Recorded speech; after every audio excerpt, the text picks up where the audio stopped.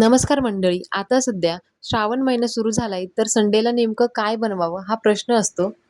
आज मी छोले आणि पुरी बनवायचं ठरवलं होतं आणि त्यासाठी कुकरमध्ये मी छोले, मीठ आणि हळद घालून 3 शिट्ट्या करून घेतल्या. तोपर्यंत इथे लगेच वाटणाची तयारी करायला घेतली. इथे मी लगेच कांदे बारीक चिरून घेतले. कांदे चिरून झाल्यानंतर ना, मी लगेच टोमॅटो देखील व्यवस्थित बारीक चिरून घेतले आणि आलं लसूण देखील घेतलं. आता ही भाजी प्रत्येकजण वेगवेगळ्या पद्धतीने बनवत आहे. पण मी माझ्या पद्धतीने बनवणार आहे. मी कांदा, टोमॅटो, अद्रक, लसूण यांची पेस्ट बनवून ही भाजी छान अशी बनवून घेणार आहे. इथे मी मिक्सरमध्ये व्यवस्थित असं बारीक वाटून घेतलं. सर्वात पहिले मी आलं लसणाची पेस्ट बनवून घेतली. त्यानंतर कांदा आणि टोमॅटोची छान अशी पेस्ट बनवून घेतली. इथे मी कढई ठेवली. कढईमध्ये तेल घातलं आणि तेलामध्ये तेजपत्ता घालून घेतला. त्यानंतर कांदा, टोमॅटो, अद्रक, लसूण आणि हिरवी मिरची याची जी पेस्ट बनवली होती, ती मी तेलामध्ये घालून घेतली. आता ही पेस्ट ना तेल सुटेपर्यंत व्यवस्थित अशी परतून घेतली. हे वाटण परतून झाल्यानंतर त्यामध्ये हळद, कांदा लसूण मसाला, लाल तिखट, धना पावडर, छोले मसाला हे सर्व मसाले घालून छान असं व्यवस्थित परतून घेतलं. आता तोपर्यंत कुकरची शिट्टी काढून मी छोले शिजले आहेत की नाही हे पाहत होते. चेक करून व्यवस्थित पाहिलं. छोले अगदी व्यवस्थित शिजले होते आणि त्यामध्ये मी एक बटाटा देखील घातला होता. मी इथे छोल्यांमध्ये बटाटा घातलाय कारण बटाट्याने अजून छान टेस्ट येते भाजीला. आता इथे वाटणही छान परतून झालं होतं. आता त्यामध्ये शिजलेले छोले आणि बटाटा घालून घेतला आणि त्यात अजून थोडं गरम पाणी घालून घेतलं.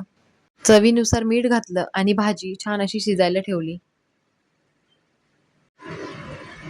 भाजी झाल्यानंतर त्यावर थोडी कोथिंबीर घालून घेतली. इथे दुसऱ्या गॅसवर मी कुरडूची भाजी बनवायला घेतली. आता याची रेसिपी आपल्या चॅनलवर मी अपलोड केली आहे. ती नक्की जाऊन बघा. इथे भाजी झाल्यानंतर मी लगेच पुऱ्या बनवायला घेतल्या. मी इथे वाटीच्या साहाय्याने पुऱ्या बनवून घेतल्या आणि छान अशा तेलामध्ये तळून घेतल्या.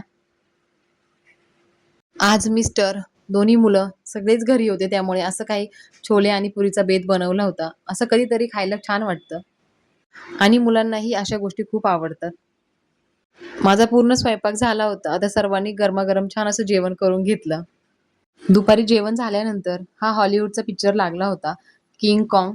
तर मुलंही छान आवडीने बघत होते आणि आम्ही दोघांनीही त्यांच्यासोबत छान असा एन्जॉय केला. आणि सायंकाळच्या वेळी मुलं पप्पांना म्हणत होते, की चला आपण खाली खेळायला जाऊ. त्यामुळे आज विराजचे पप्पा विराजला आणि किट्टूला खाली घेऊन खेळायला गेले होते. रात्री जेवण झाल्यानंतर ना, विराजच्या पप्पांनी छान अशी गणपतीचे गाणे लावले होते. तर दोन्ही मुलं छान असे डान्स करत होते, विराज आणि किट्टू.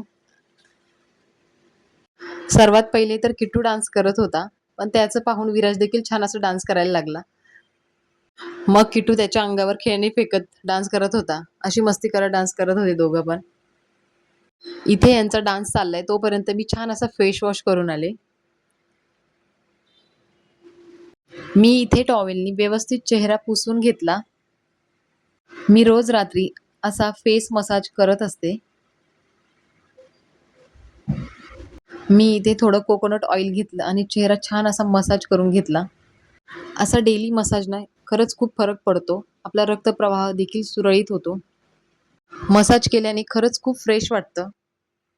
असा 5 मिनिटं वेळ मी रात्री स्वतःसाठी काढते. डेली मसाज केल्याने आपल्या चेहऱ्यावरची ही डेड स्किन निघून जायला आहे ना, खरंच खूप मदत होते. आणि प्रत्येक गृहिणींनी आपल्या स्वतःसाठी 5 मिनिटं का होईना काढावेत, असं खरंच मला मनापासून वाटतं. बाकी हा व्हिडिओ तुम्हाला कसा वाटला मला कमेंटमध्ये नक्की सांगा आणि व्हिडिओ आवडला असेल तर आपल्या चॅनलला सबस्क्राईब करा. धन्यवाद.